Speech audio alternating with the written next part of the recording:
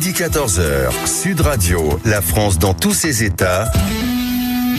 Le face-à-face. Vous êtes bien sur Sud Radio en ce jeudi 11 juin 2026, il est 13h05 et nous allons aborder un sujet qu'on peut qualifier de grave, très important et même alarmant. Une récente enquête de l'INSEE nous annonce, donc si bien de l'INSEE, nous annonce que la démographie française va évoluer, que la population va baisser et que, évidemment, cette évolution ou cette régression démographique va entraîner, bien entendu, des complications, pour ne pas dire d'une certaine façon, peut-être une probabilité de chaos. Je reçois pour en parler Nicolas Pouvremonti, que vous connaissez bien sur cette antenne, qui est venu nous parler souvent. Il est directeur de l'Observatoire de l'immigration et de la démographie, donc c'est un sujet qui n'est pas nouveau, c'est un sujet qui est au cœur de l'actualité, qui interpelle les Français, qui interpelle la classe politique. Et puis nous aurons un appoint d'avis à 13h30 avec l'économiste Thibaut Prébet, qui lui a écrit Démographie, la bombe tranquille. Vous voyez, entre les deux titres, voilà, l'immigration, mythe et réalité de Nicolas Pouvremonti et Démographie, la bombe tranquille, on voit bien qu'il y a un problème avec deux analyses complémentaires. Nicolas Pouvremonti, merci d'être à l'antenne avec nous en studio. Dites-moi, l'oiseau de mauvais augure que vous étiez, qui nous racontiez des choses terribles, très inquiétantes sur la démographie et l'immigration, qui s'est fait montrer du doigt, traité de xénophobie, agent d'extrême droite, j'en passe et des meilleurs. Finalement, l'INSEE vous donne un petit peu raison, quelque part. Vous n'êtes pas si de mauvais augure que ça. Vous aviez ferré quelque chose ou vous avez simplement fait votre travail? Écoutez, alors, si on veut être complètement juste envers l'INSEE, par définition, les projections démographiques se trompent toujours. Ça fait partie de leur nature. Quand on projette une situation, il est vrai néanmoins que les dernières projections de l'INSEE qui avaient été publiées avant celle dont nous parlons aujourd'hui, qui date d'il y a 5 ans, avaient été très clairement d'un optimisme exagéré quant aux perspectives de la fécondité et de la natalité en France. D'où cette mise à jour, effectivement, avec un scénario central dans lequel l'INSEE nous explique que l'indice de fécondité, c'est-à-dire le nombre moyen d'enfants par femme, descendrait autour de 1,45 enfants par femme. Pour mémoire, on était encore à 2 enfants en France en 2010, donc il y a eu un décrochage très rapide. On était à 1,56 l'an dernier et on serait à 1,45 demain. Et en 70, on était à 4,5, je crois, quelque chose comme ça, formidable. En 1970 ? Oui. Non, on était encore au-dessus des deux, mais on était sur la fin du baby-boom et on était au-delà du seuil de renouvellement. Ça doit être après la guerre. Je pense que c'était après la guerre, on était dans les années 50, 1950. Absolument, c'est ça, on était au-dessus de 3 pendant ça. 4,5, alors là, on était tranquille, évidemment. Et il y a eu effectivement un décrochage très fort de la natalité depuis 2010. Alors, le décrochage en France, il s'inscrit dans une dynamique constatée dans tous les pays développés. Il y a vraiment une chute de la fécondité qui a des raisons structurelles qui sont les mêmes un peu partout. Le report de l'âge au premier enfant. Aujourd'hui, une femme en moyenne a son premier enfant autour de 30 ans contre 24 ans dans les années 70. Le changement des modes de vie et notamment le déclin de la conjugalité. Étonnamment, comme on vit beaucoup moins fréquemment en couple dans tous les pays occidentaux, on a aussi moins de chances d'avoir des enfants.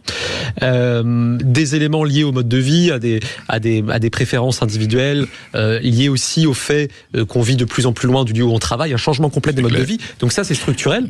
En revanche, c'est vrai qu'en France, on s'en sortait plutôt pas mal par rapport à nos voisins jusqu'aux alentours de l'an 2010. Et dans les années 2010, il y a eu un ensemble de choix politiques qui ont été mis en œuvre, de rupture avec ce qui relevait du modèle français de la politique familiale, avec notamment cette idée qu'on devait transformer la politique familiale en une simple politique sociale de redistribution. Vous savez, on a conditionnalisé les allocations familiales aux revenus, on a raboté le quotient familial. Monsieur Hollande. Absolument. Et évidemment, si ces mesures à elles seules n'expliquent pas le décrochage, il est évident qu'elles ont eu un impact qui est d'ailleurs attesté par des études scientifiques menées dans la situation française. Et donc la question de la responsabilité du politique sur un sujet qui est aussi culturel et intime est très clairement posée. La projection de l'INSEE donne des chiffres qui sont à cette heure-ci très précis. La France compterait dans 44 ans 65,9 millions d'habitants, soit 3,2 millions de moins qu'en 2026 de cette année. Ça veut dire quoi, 3,2 millions d'habitants en moins? Il y a des implications.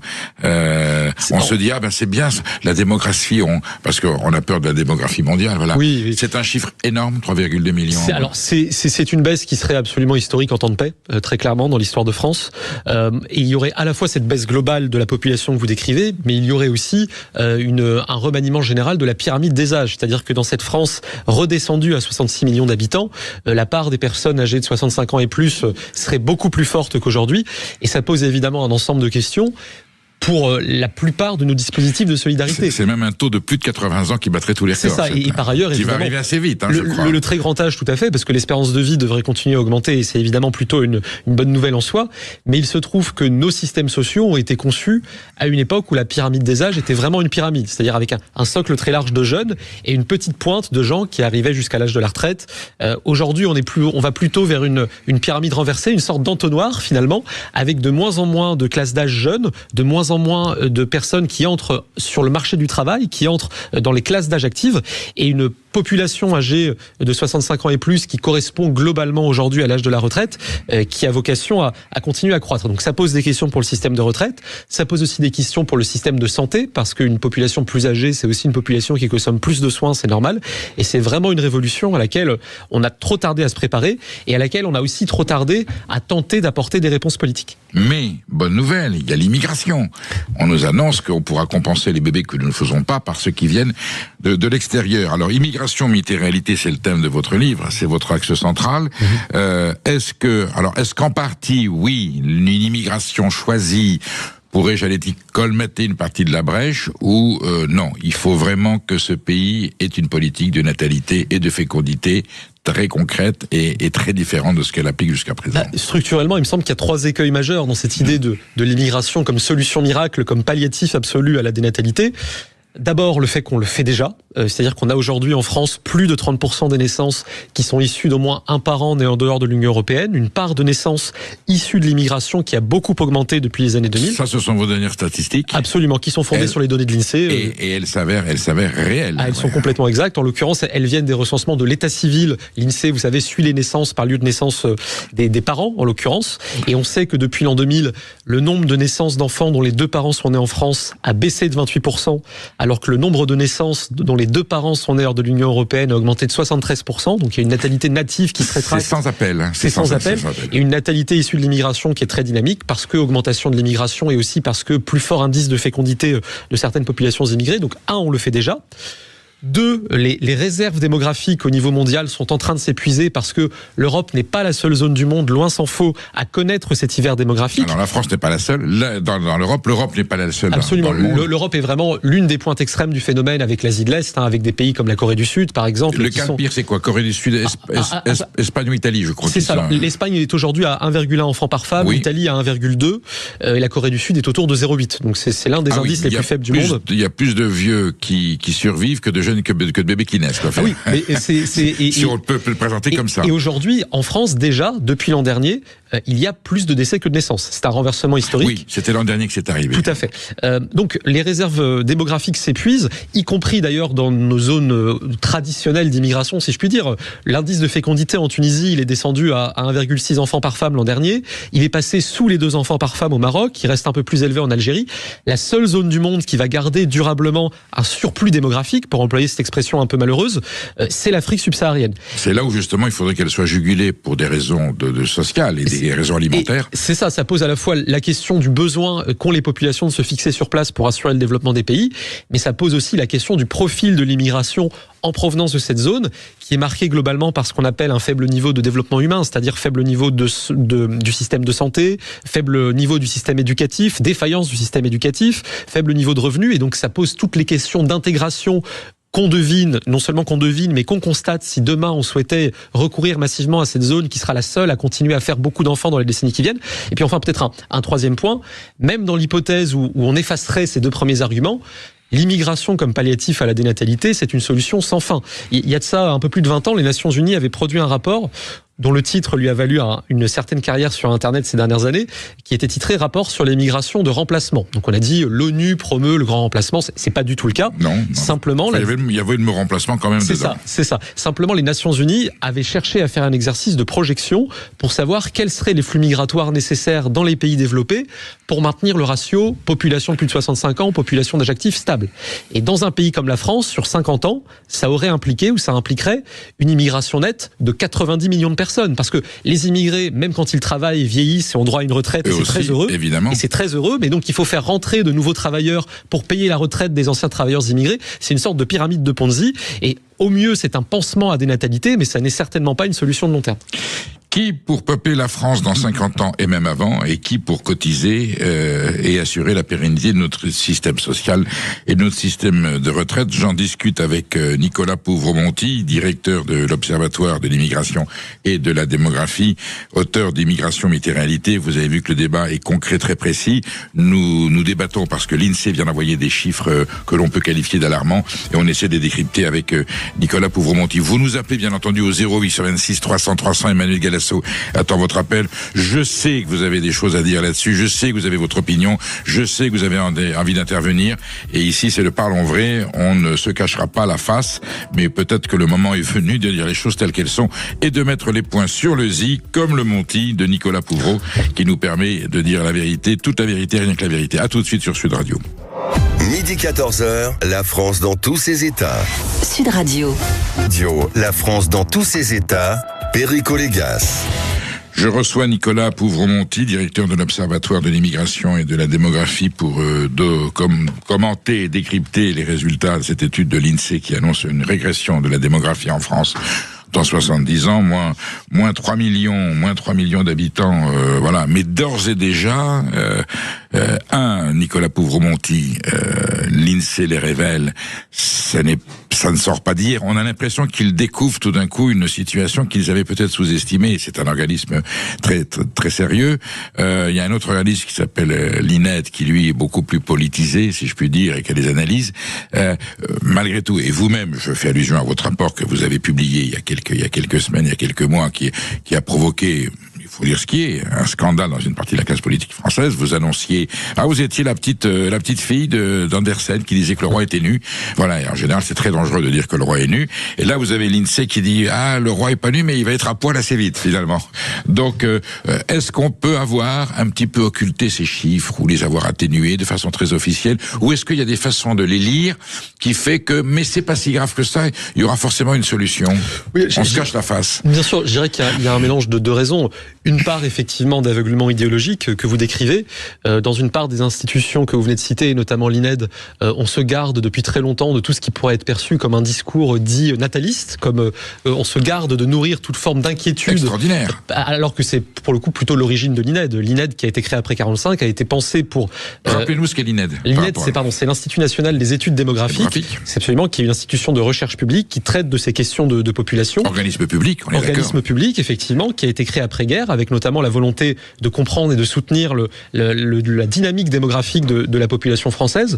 Depuis, on se méfie fortement, parce qu'il y a eu de grands mouvements à l'INED dans les années 80-90, avec un certain nombre de figures qui se sont élevées contre ce qu'on appelait l'obsession nataliste. Donc il y a très clairement cet aveuglement-là qui est très présent. Et il y a peut-être un deuxième facteur d'explication qui, là, n'est pas complètement de la responsabilité de ces institutions, qui est la rapidité du décrochage français. C'est-à-dire que depuis 2010, nous avons perdu plus de 20% de nos naissances chaque année. Ça s'accélère. Oui. Absolument. Par rapport à 2010, on a perdu quasiment 200 000 naissances. On a maintenant un nombre de naissances qui est le plus bas, depuis la fin de la Seconde Guerre mondiale. Nous avons un indice de fécondité, c'est-à-dire un nombre moyen d'enfants par femme, qui est le plus bas depuis la Première Guerre mondiale.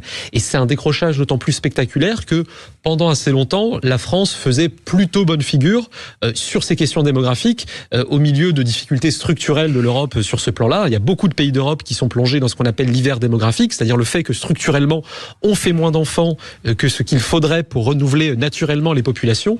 Et donc la rapidité du phénomène, accélérée par certaines des décisions politiques dont on a pu parler, a sans doute surpris une partie des observateurs. Nicolas Pouvremonty, est-ce que je peux vous poser brutalement la question d'un néophyte, mais elle m'a l'air comme ça assez évidente.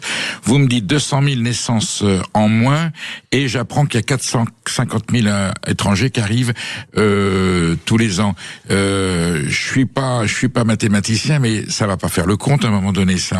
Ou est-ce que c'est une très mauvaise lecture? Faut pas regarder les choses comme ça. Non, ou est-ce que j'ai le droit de vous poser la question? Vous pouvez absolument me la poser. Aujourd'hui, si la population française continue de croître légèrement, et si elle devrait, selon le scénario de l'INSEE, continuer à croître jusqu'en 2037 environ, pour atteindre quasiment 70 millions d'habitants, elle ne le devrait qu'à la poursuite d'une immigration nombreuse. C'est-à-dire que dès aujourd'hui, on a besoin en France de plus de cercueils que de berceaux, et donc l'augmentation de la population est portée par ces flux migratoires qui ont pris une ampleur inédite depuis 25 ans.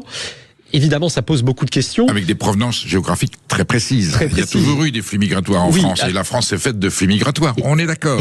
Depuis la civilisation gallo-romaine. Mais tant sur le plan des nombres que sur le plan effectivement de la structure géographique, l'immigration que nous recevons aujourd'hui est absolument inédite. Elle marque une rupture beaucoup plus qu'une continuité. Maghrébine et subsaharienne. Oui, c'est-à-dire qu'on a la moitié des immigrés en France qui sont d'origine extra-européenne, très forte poussée de l'Afrique subsaharienne effectivement depuis l'an 2000, maintien à un niveau très haut du Maghreb. C'était vos statistiques. Tout à fait, absolument.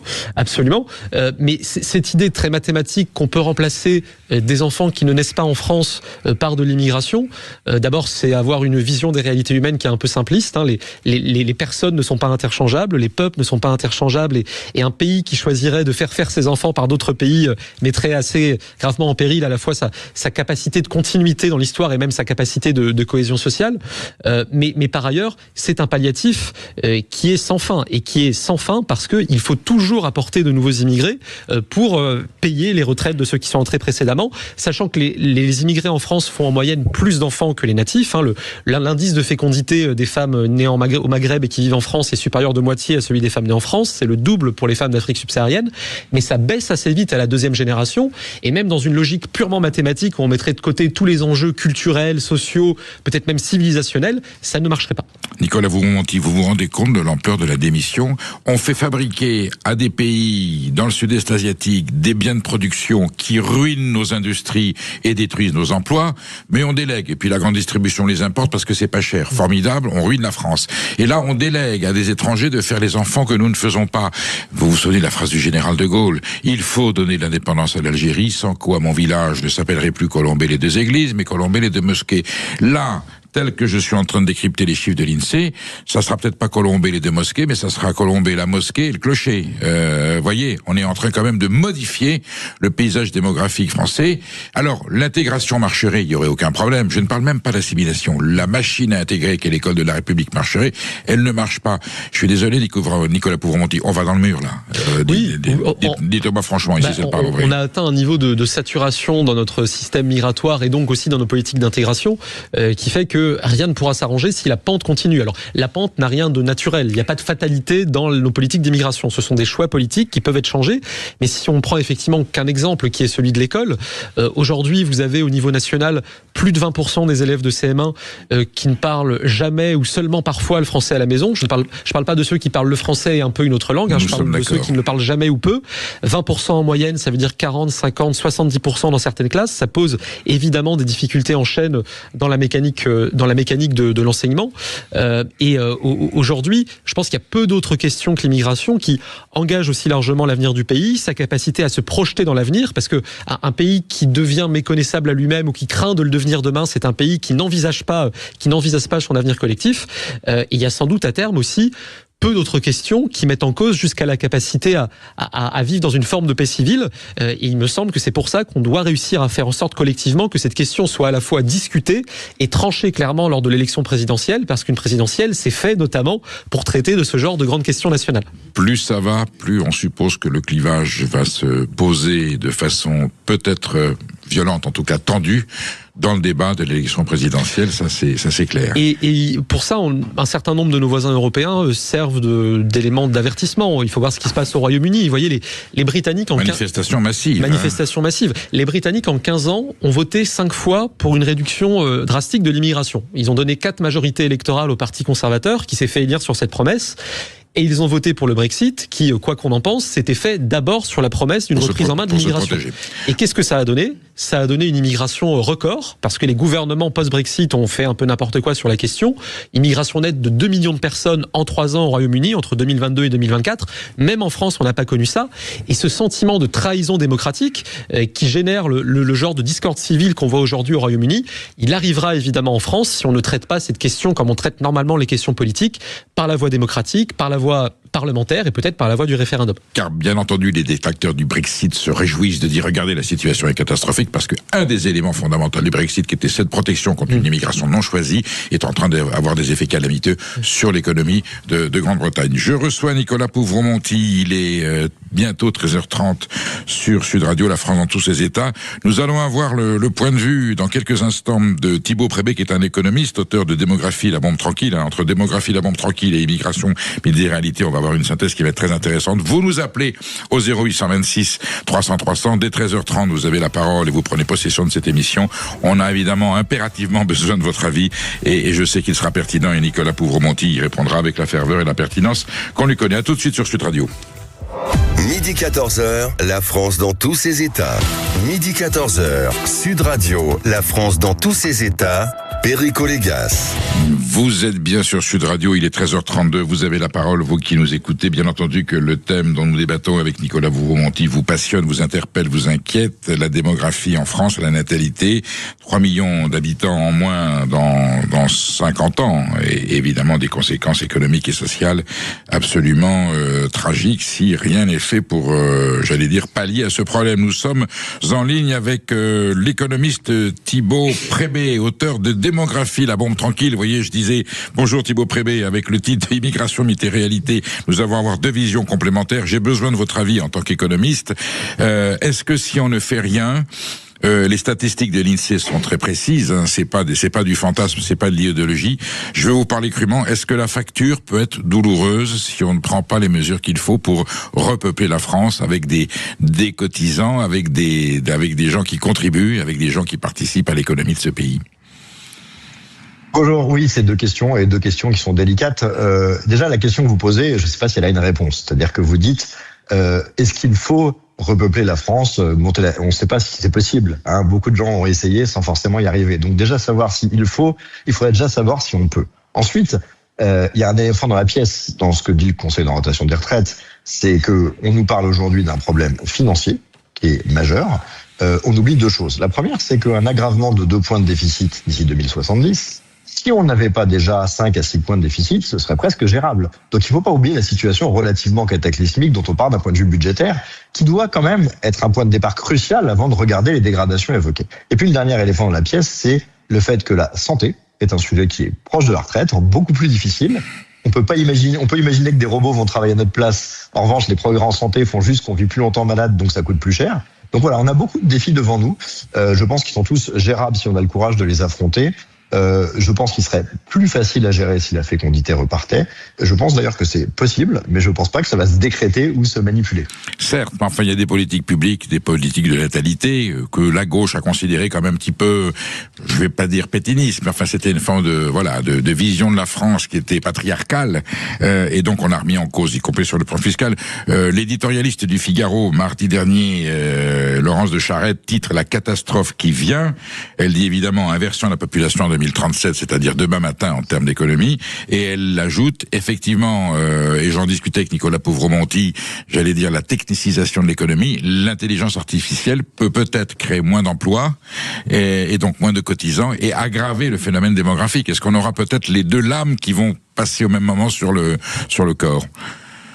Oui, et c'est très prospectif, et c'est pour ça que l'INSEE donne des avis qui sont en fait assez techniques en prolongeant des courbes, parce que entre ceux qui vous disent qu'on va vivre 1000 ans, ce qui rend l'équation quand même de retraite un peu complexe. Certes. Et d'un autre côté, l'INSEE qui a baissé par rapport à 2021 son espérance de vie en 2070, ce qui est cohérent d'ailleurs avec certains pays où ça baisse, on est dans une incertitude qui est complète. Ce qui est sûr en tout cas, c'est que s'il y a détruit des emplois, ce qui est possible, il n'est pas dit qu'on n'aura pas besoin d'autres. On sait par exemple que pour la santé, pour le soin aux personnes âgées, on va avoir besoin d'une main-d'œuvre qui est colossale. Donc aujourd'hui, on est dans une incertitude qui est énorme. Mais en fait, le sujet, c'est pas celui-là. Il y a deux sujets. Il y a comment on s'adapte quand une incertitude s'amène, et ça j'ai envie de dire c'est un travail normal du quotidien, et il y a comment sur une situation qui est connue, qui est visible, on agit ou on n'agit pas. Je rappelle quand même aux auditeurs, vous avez peut-être déjà parlé, que la dernière fois que la France a été au seuil de renouvellement de la population, c'était il y a 54 ans.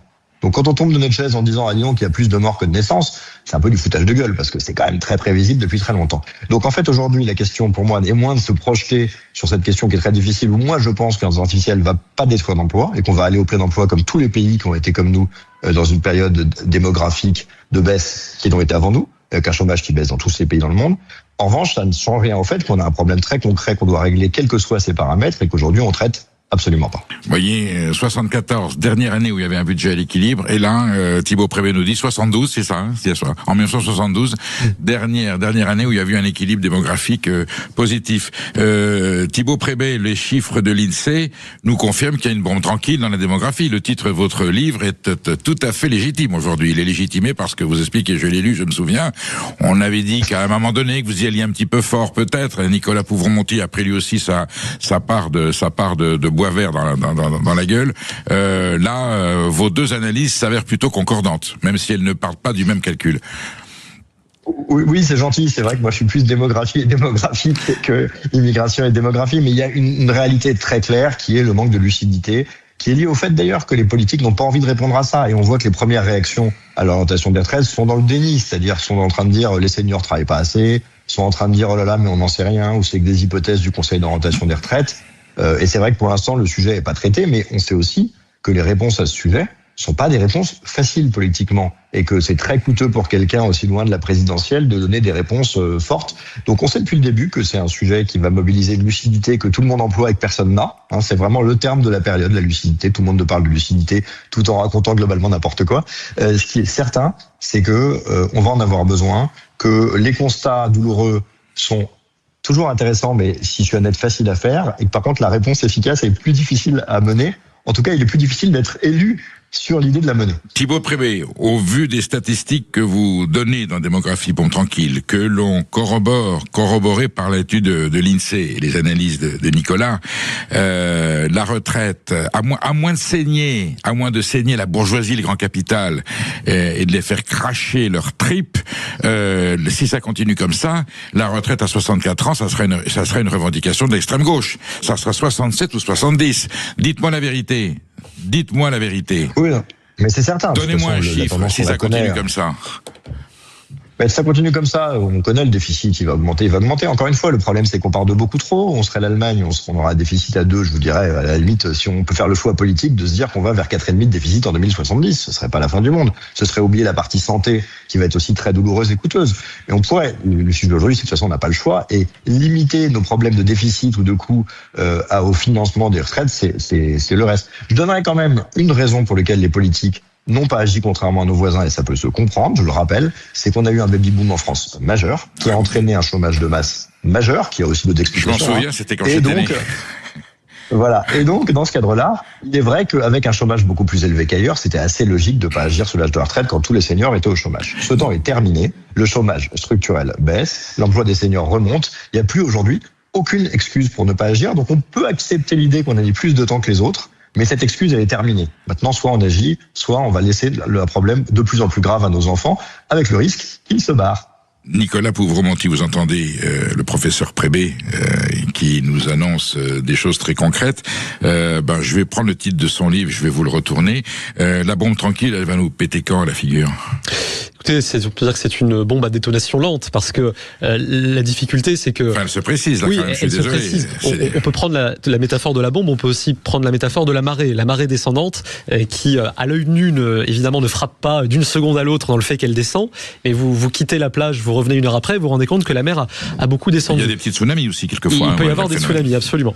La question qui se pose de manière légitime, c'est la marge de manœuvre du politique sur ces sujets, parce que il est évident que nulle part dans le monde, aucun gouvernement n'a jamais réussi à forcer sa population à faire des enfants. D'abord, aucune démocratie libérale ne peut avoir l'ambition de forcer les gens dans leurs choix les plus intimes. Et par ailleurs, même les régimes autoritaires n'y arrivent pas. Il faut voir ce qu'est l'échec de la politique de Poutine en Russie sur ce sujet, mais on pourrait prendre à peu près tous les exemples de politique nataliste coercitive. C'est quoi la cause, et je vous pose la question à tous les deux, c'est quoi la cause d'une bonne natalité ? Un peuple qui vit heureux, qui a envie de se reproduire, passez-moi l'expression, qui a envie de faire des enfants, parce qu'on est heureux dans ce pays, parce qu'on a envie de le partager, parce qu'on s'est dit que la génération suivante va profiter. On ne sait plus. C'est quoi ce qui donne envie à un peuple de se reproduire et de se pérenniser ? C'est très mystérieux, parce que vous savez, le baby-boom dont on parlait à l'instant, il n'a pas commencé en 45, il a commencé dans les années les plus sombres de notre histoire. Il a commencé en 42. La natalité a reparti au milieu de la guerre. C'est une espèce d'instinct de vie.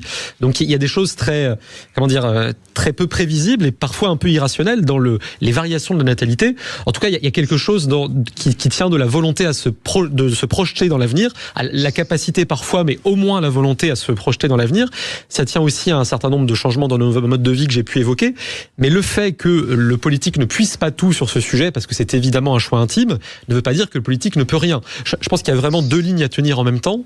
Non-ingérence, non-indifférence. Non-ingérence parce que personne ne peut prétendre dicter combien d'enfants il faut avoir à qui que ce soit, et non-indifférence parce que le rôle d'un État, c'est aussi de se soucier de l'avenir de sa population, et dans le champ entre ce que le nombre d'enfants que les Français souhaitent avoir et le nombre d'enfants qu'ils ont vraiment, même si le désir d'enfant a baissé ces dernières années, il existe un delta. C'est-à-dire que les Français n'ont pas en moyenne le nombre d'enfants qu'ils souhaitent si on se fie à ce que nous en disent les études. Et donc le champ du politique peut être d'essayer de combler cet écart entre les enfants que les Français souhaitent avoir et les enfants qu'ils ont vraiment. Thibaut Prébet, vous partagez cette analyse ou non ? Pas du tout. Pas du tout. Enfin, tout ce qui a été dit avant, je suis très d'accord. Moi, j'ai deux sujets. Le premier, c'est que le plus gros changement, pour donner ma réponse avant de commenter la précédente, c'est qu'on a aujourd'hui le choix. Le progrès social a créé des possibilités. On prend pour égoïsme la possibilité d'un choix qui n'existait pas avant. Avec des possibilités techniques, des possibilités de travailler plus longtemps, des possibilités pour les femmes de faire des carrières, d'avoir moins de pression, de pas se faire engueuler par ses parents si on n'a pas 4 enfants. Et donc, en fait, on taxe d'égoïsme l'existence d'un choix qui n'existait pas avant. Et pour vous répondre, par exemple, des pays qui ont tenu une forte fécondité comme l'Égypte en empêchant les femmes de bosser n'est pas un grand progrès. Si on prend le désir d'enfant, moi je suis un peu plus circonspect parce que dans la dernière étude de l'INED, il ressort à 1,9 chez les femmes de moins de 30 ans. On a aujourd'hui une fécondité de 1,56. Si on la corrige de ce qu'on appelle l'effet de tempo, c'est-à-dire le fait que comme il y a un allongement de l'âge auquel on fait des enfants, on sous-estime un peu la fécondité, on arrive d'après mes calculs qui correspondent aux travaux de Bogart, c'est fini à 1,70. Vous voyez, 1,90-70, vous enlevez les gens qui sont totalement infertiles, les gens qui n'arrivent pas à se trouver en couple, parfois même l'effet de moyenne, parce que si vous voulez pas autant d'enfants de votre conjoint, on prend plutôt le minimum.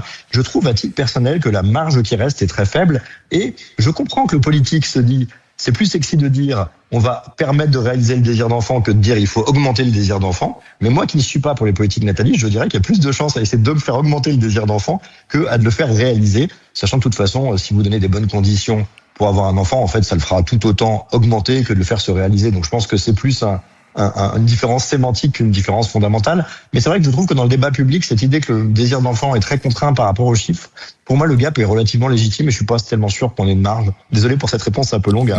Non, très précise et qui va d'ailleurs engendrer une réélection de Nicolas Pouvremonty, qui, pour peupler la France dans 50 ans, vous restez avec nous, vous nous appelez. Nous avons Betty qui nous appelle d'Avignon, à qui on donnera la parole.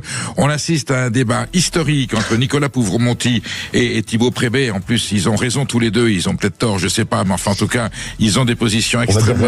Non, mais attendez, comme quoi il y a un vrai sujet, et je pense qu'effectivement, je prends conscience à l'instant qu'il est que ce sera un débat qui sera au cœur de la campagne présidentielle. Vous restez avec nous, vous nous appelez au 0826 300 300. On retrouve Nicolas, Thibaut et Betty dans quelques minutes. 14h, Sud Radio, la France dans tous ses états, Perico Légas. Vous êtes bien sur Sud Radio, il est 13h47. J'ai deux pointures de la question démographique à l'antenne. Nicolas Pouvremonty qui est en studio, directeur de l'Observatoire de l'immigration et de la démographie, et puis Thibaut Prébet, économiste, auteur de La démographie bombe tranquille. Thibaut Prébet, vous saviez pas quel titre vous choisissiez quand vous avez fait ce livre, parce qu'aujourd'hui les chiffres de l'ANSEE non seulement vous donnent raison, mais vous nous indiquent qu'il va falloir prendre le taureau par les cornes. Nous avons Betty qui nous appelle d'Avignon. Bonjour Betty.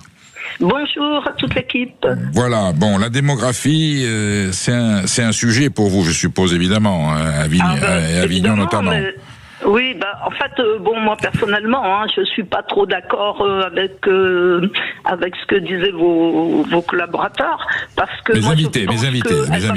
J'ai pas encore l'honneur d'être leurs collaborateurs, ce sont mes invités. Oui, excusez-moi, invités. Je pense au contraire que je pense pas que ça va diminuer, je pense que ça va augmenter. Enfin, peut-être pas augmenter tant que ça, mais rester assez stable. On parle de la population française. Oui, en parlant de la population française, oui.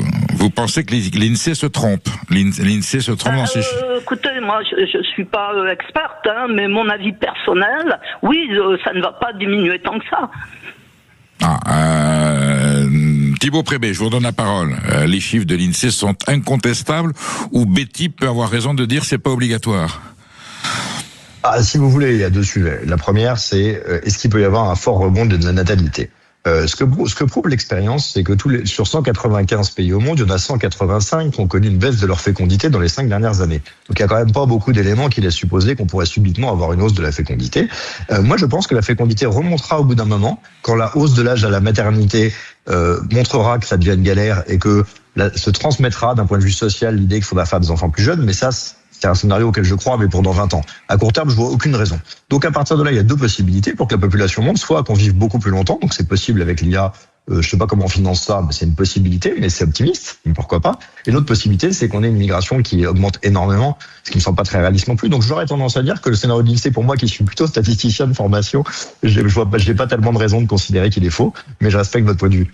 Nicolas Pouvre-Monty, est-ce que ce chiffre-là peut un jour évoluer, ou est-ce qu'un phénomène peut faire en sorte que finalement ça s'inverse? Écoutez, j'espère que Betty aura raison et que l'INSEE aura tort. Je pense néanmoins que la poursuite de la baisse de la fécondité et de la baisse des naissances dans les années qui viennent et sans doute dans les toutes prochaines décennies est quand même très probable. Ça ne veut pas dire qu'on ne peut rien y faire. Il y a un cycle très fort, un cycle structurel qui est effectivement celui qu'on vient de décrire. En matière de démographie comme en matière économique, on peut mener ce qu'on appelle des politiques contracycliques qui ne vont pas forcément faire augmenter de 50% l'indice de fécondité du jour au lendemain, mais qui vont à minima freiner la baisse et peut-être demain contribuer à un réamorçage de la fécondité qui aura évidemment d'autres raisons que les choix politiques. Ce que disait tout à l'heure Thibaut Prébet sur le fait... Vous avez une petite divergence avec lui. Oui, non, mais je suis par ailleurs assez d'accord avec ce que disait Thibaut Prébet quant au fait que les principales... On surjoue un peu le truc, bien sûr, mais et par ailleurs, ce que disait Thibaut sur le rôle essentiel du changement dans les modes de vie, dans les conditions de vie, et y compris dans les conditions de maîtrise ou non de la procréation, il est évident que ça fait partie des causes structurelles qui font effectivement que depuis le milieu des années 70, on n'a pas dépassé le seuil de renouvellement des générations qui est à 2,1 enfants par femme. On y était quasiment en 2010, on était à 2,03, mais effectivement on n'est jamais repassé au-dessus. Sur la question du désir d'enfant qui est évidemment centrale, là on touche sans doute aux limites de ce que peut faire le politique. Le politique peut accompagner, le politique ne peut pas dicter les choix en la matière.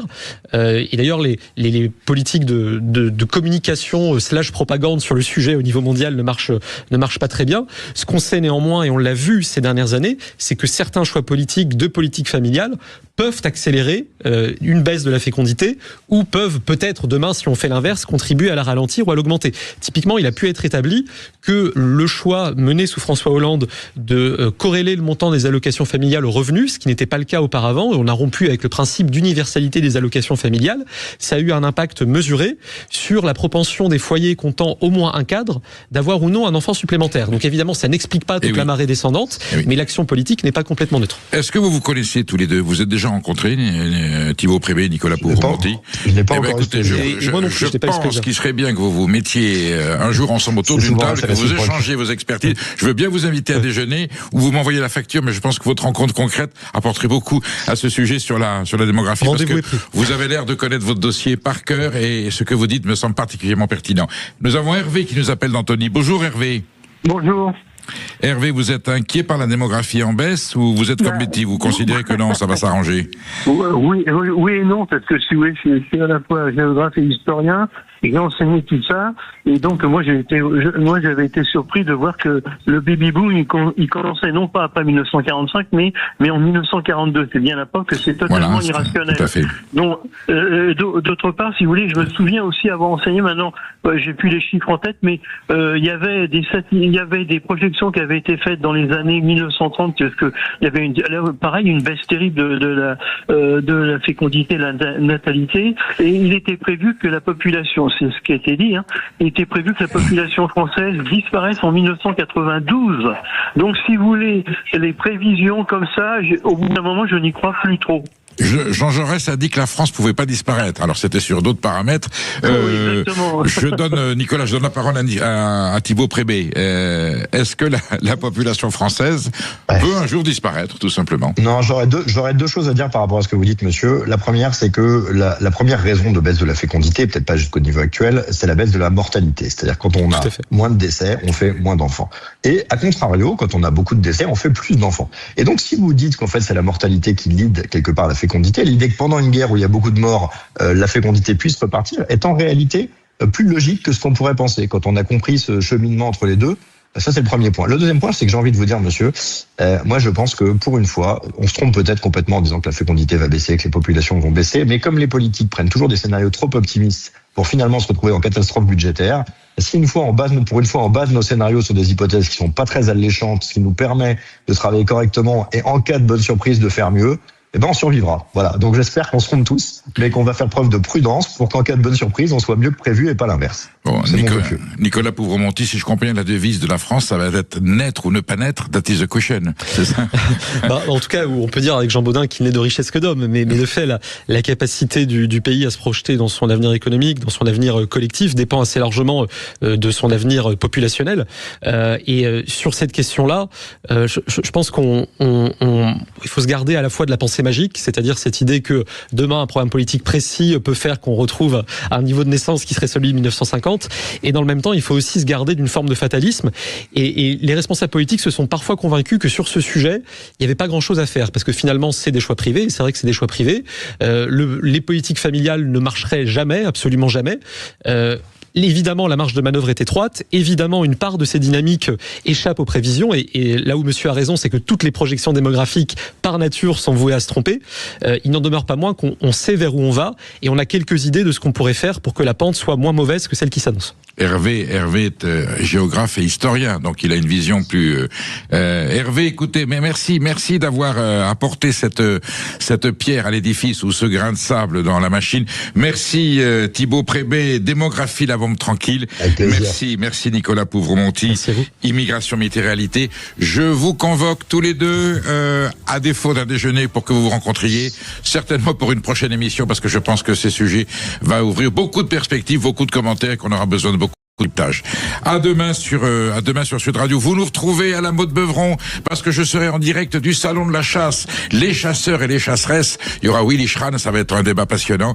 Et puis au 0826 300 300, vous pourrez bien sûr nous appeler. Et puis là, je vous laisse avec Brigitte Lahaye qui va nous parler démographie, mais certainement sous le signe de l'amour. Merci à tous les deux, merci à tous les trois. À demain, bonne journée. Merci beaucoup. 12h, la France dans tous ses états.